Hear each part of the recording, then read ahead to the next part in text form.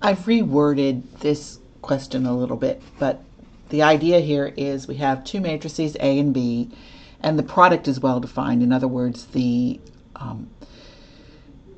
sizes of the matrix have to work so that the multiplication does or is defined.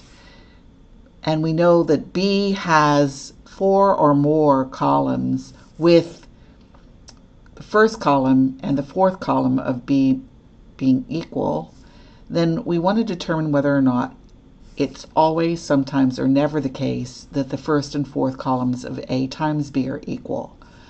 I'd like it to always be the case if I could prove it, because that would actually save me some arithmetic if I notice whenever I'm trying to, by hand, perform a product and some of the columns are equal, then it would save me a little bit of work, or the columns of B are equal at least. So let's see if that's the case. So I would need to start by looking at what A times B will be. Well, notice that I know something about the columns of B, so it gives me the idea that what I probably should do in order to perform this matrix multiplication is to partition B into columns.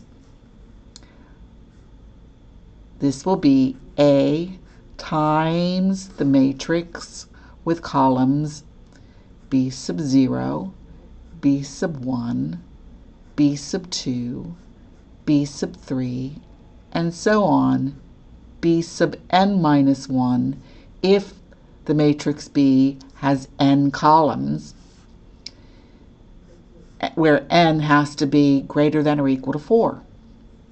Well, how do we perform this matrix multiplication after we partition? Well, the resulting matrix will have the columns that are A times B sub 0 for the first column, A times B sub 1 for the second column, A times B sub 2 for the third, A times B sub 3 for the fourth, and so on. The last will be A times B sub n minus 1.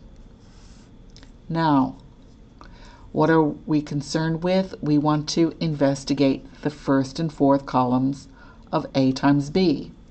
The first and fourth columns of the product are column vectors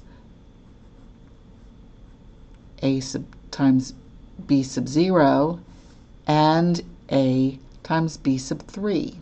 Question is, are they equal? And the answer is yes.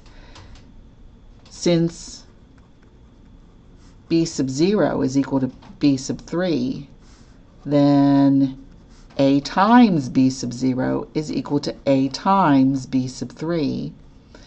So it is always true.